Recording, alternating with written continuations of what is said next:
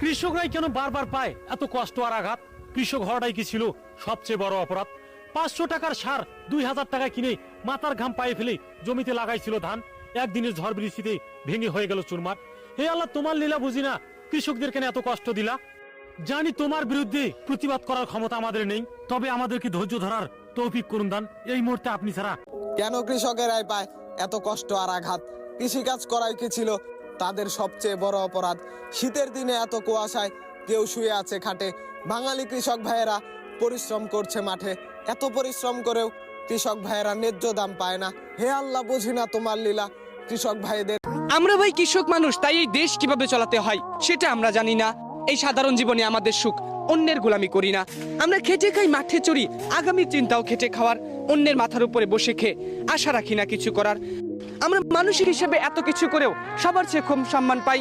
আমরা শ্রমিক কৃষক মিলে, এটাই আমাদের জীবন ভাই।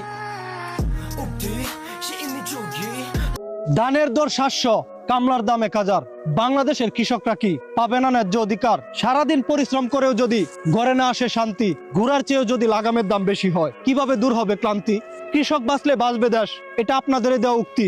দেশে গ্যাস সংকট, তেল সংকট, বিদ্যুৎ সংকট, জানি না এগুলো থেকে আমরা কবে পাবো মুক্তি। ভিডিওটা সবাই শেয়ার করে দিবেন, এই কথাগুলো যেন সরকারের কান পর্যন্ত পৌঁছে, জনসাধারণের কষ্টগুলো যদি একটু হলেও মুচ্ছে।